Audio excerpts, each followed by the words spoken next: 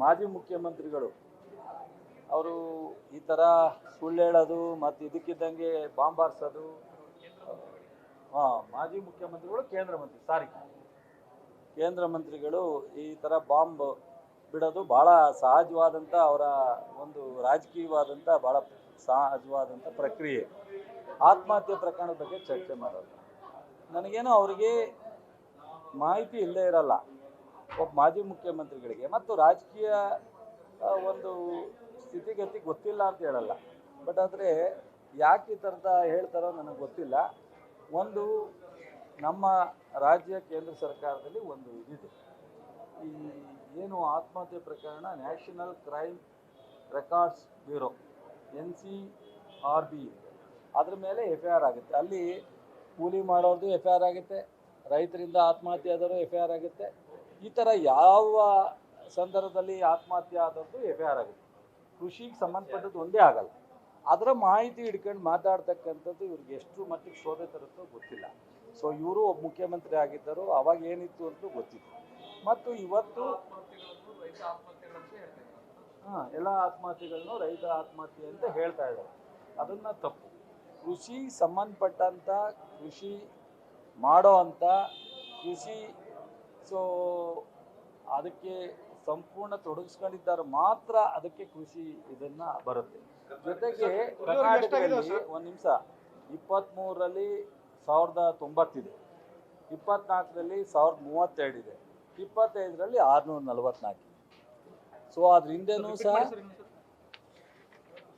23ರಲ್ಲಿ 1090 ಇದೆ, 24ರಲ್ಲಿ 1032 ಇದೆ, 25ರಲ್ಲಿ 644 ಇದೆ.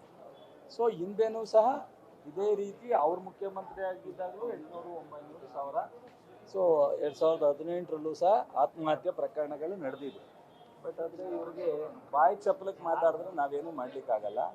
ಬಟ್ ನಮ್ಮ ಸರ್ಕಾರ ಇದನ್ನೆಲ್ಲ ಮನಗಂಡು ರಾಹುಲ್ ಗಾಂಧಿಯವರು, ಖರ್ಗೆ ಅವರು, ಸಿದ್ದರಾಮಯ್ಯನವರು, DK ಶಿವಕುಮಾರ್ 5 ಗ್ಯಾರಂಟಿ ಕೊಟ್ಟಿದ್ದೆ.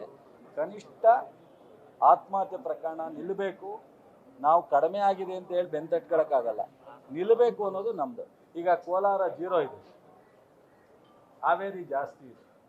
ನಾನು ಅದನ್ನೆಲ್ಲ ಇವತ್ತು ರೈತರ ಆತ್ಮಹತ್ಯೆನ ವಿಶ್ಲೇಷಣೆ ಮಾಡಿ ನಾವು ಪ್ರೆಸ್ಗೆ ಹೋಗ್ತಕ್ಕಂಥದ್ದು ನಮ್ಮಂಥವ್ರಿಗೆ ಶೋಭೆ ತರೋದು. ಕೆಲವೊಮ್ಮೆ ಯಾವ್ಯಾವ ಕಾರಣಕ್ಕೆ ಆತ್ಮಹತ್ಯೆ ಆಗುತ್ತೆ ಅನ್ನೋದ್ರ ಬಗ್ಗೆ ಎಲ್ಲ ನಾನು ಚರ್ಚೆ ಮಾಡಲಿಕ್ಕೆ ಹೋಗಲ್ಲ. ಆದರೆ ನಮ್ಮ ಮುಖ್ಯಮಂತ್ರಿಗಳು ಸ್ವಲ್ಪ ಆತ್ಮಹತ್ಯೆ ಪ್ರಕರಣಗಳ ಬಗ್ಗೆ ಲಿಬರಲ್ ಆಗಿದೆ.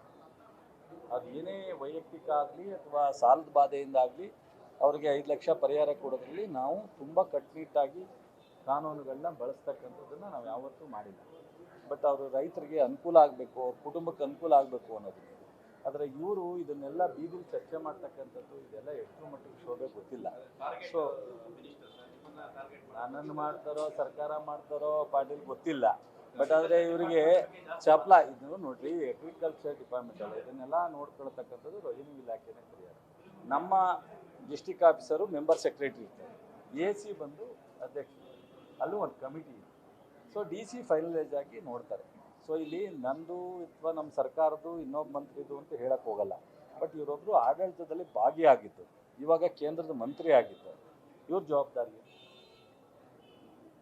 ಸುಮ್ಮನೆ ಅನಾವಶ್ಯಕವಾಗಿ ಬಾಯಿಗೆ ಬಂದಂಗೆ ಮಾತನಾಡ್ತಕ್ಕಂಥದ್ದನ್ನು ಮಾತಾಡಿ ಮಧ್ಯ ನಿಲ್ಲಿಸಿದ್ರು, ತಿರ್ಗಾ ಮತ್ತೆ ಮಾತಾಡಿದ್ರೆ ಅದು ಚಪಲ ಅಂದರೆ ವಿನ ಅದು ಇದಲ್ಲ. ಒಂದು ಸೂಕ್ತವಾದಂಥ ಮಾರ್ಗದರ್ಶನ ಕೊಡಿ ಅಥವಾ ಸಲಹೆ ಕೊಡಿ ಅಥವಾ ಟೀಕೆ ಮಾಡಲಿ, ಎಲ್ಲಕ್ಕೂ ನಾವು ಸ್ವಾಗತ ಮಾಡ್ತೀವಿ.